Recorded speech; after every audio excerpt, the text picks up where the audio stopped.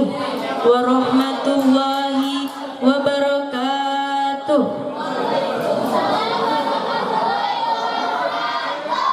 Bismillahilladzi nura qulubina binuril imani wal ma'rifah. Asyhadu an la ilaha illallah wahdahu la syarika lah wa asyhadu anna sayyidina Muhammadan abduhu alladzi la nabiyya wa la rasula ba'dah. Allahumma salli wa sallim ala sayyidina wa habibina wa syafi'ina wa karimina wa zuhrina wa maulana Muhammad sallallahu alaihi wasallam wa ala alihi wa sahbihi wa man tabi'ahu ila yaumil qiyamah, amma ba'du. Qala ta'ala fil kitabil azizil karim, a'udzu billahi minasy syaithanir rajim, bismillahirrahmanirrahim. ولا تهنوا ولا تحزنوا وأنتم الأعلون إن كنتم مؤمنين. قال النبي صلى الله عليه وسلم أشدكم بالأنبياء ثم الأولياء ثم الأمثال فالأمثال. صدق الله العظيم وصدق رسوله النبي الكريم ونحن على ذلك من الشاهدين والشاكرين والحمد لله رب العالمين. Hadirin rahimakumullah, melihat historik perkembangan umat manusia mulai dari zaman Nabi Adam hingga sekarang umat akhir zaman yang sudah dipenuhi dengan situasi zaman modern, teknologi canggih, akhlak moral umat manusia sudah semakin jauh dari ketentuan-ketentuan hukum Allah dan juga sudah hilangnya nilai asli keagamaan. Untuk itu, kita patut pertanyakan, siapa manusia yang pantas dan seharusnya meluruskan umat tersebut? Jawabannya adalah para alim ulama. Lalu, apa sebabnya? Sebab Nabi pernah mengatakan, al-ulama warasatul anbiya. Ulama adalah pewaris para nabi, estafet perjuangan Rasul. Sedangkan ulama di zaman sekarang ini sudah mulai hilang keberadaannya. Yang ada di zaman ini hanyalah calon-calon kandidat para ulama yang sering kita kenal dengan julukan santri. Maka dari itu, di dalam kesempatan ini saya akan membawakan sebuah tema yang berjudul peran santri dalam menghadapi krisis dekadensi moral. Hadirin rahimakumullah, di era zaman globalisasi ini yang dipenuhi dengan situasi zaman modern serta kemajuan zaman yang memporak-porandakan akhlak dan moral bangsa, menjadikan seluruh bangsa kehilangan keseimbangan hidupnya.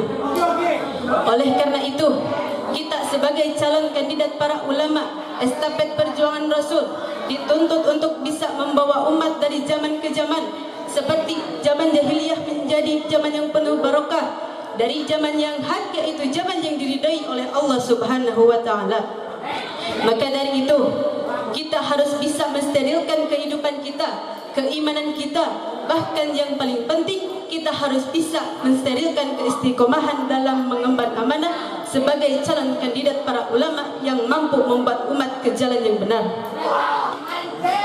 Hadirin rahimakumullah, kita tak perlu keras dan tak usah terkejut jikalau kita selama mengemban tugas, tantangan dan rintangan akan selalu menghadang, mulai dari cacian, makian, ejekan, hinaan, bahkan perbuatan radikal pun kita harus bisa bersabar dan beristiqomah dalam perjuangan ini.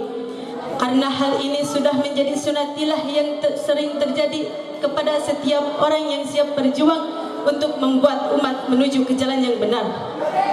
Sebab Nabi pernah mengatakan, asyadukum bila anbiya itumal awliya itumal amthali fal amsal.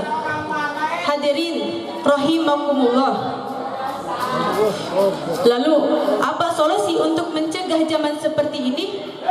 Di antaranya yaitu yang pertama, teruslah tingkatkan keilmuan kita dengan terus belajar dan mempelajari ilmu agama, karena ilmu tanpa agama adalah pincang, akan sebaliknya agama tanpa ilmu adalah buta.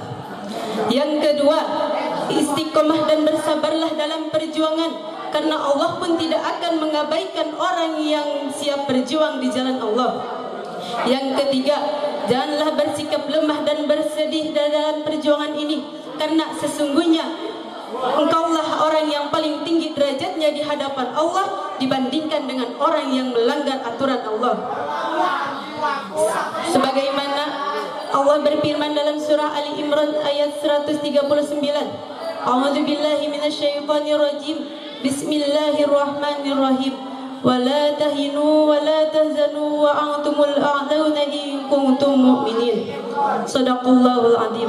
Yang artinya, janganlah engkau bersikap lemah dan bersedih hati, padahal engkaulah orang-orang yang tinggi derajatnya jikalau kamu adalah orang-orang yang beriman. Hadirin rahimakumullah, dari awal sampai akhir dapat saya simpulkan. Yang pertama, tingkatkanlah kualitas keimanan kita dan terus bersikap istiqomah dalam menghadapi amanah. Yang kedua, teruslah berjuang untuk meluruskan perjuangan para nabi dan ulama dalam mengemban amanah.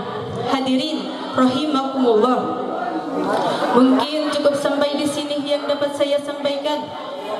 Kurang lebihnya mohon dimaafkan. Terima kasih atas segala perhatiannya. Unzur man qila wa la tanzur man qala. Assalamualaikum warahmatullahi wabarakatuh.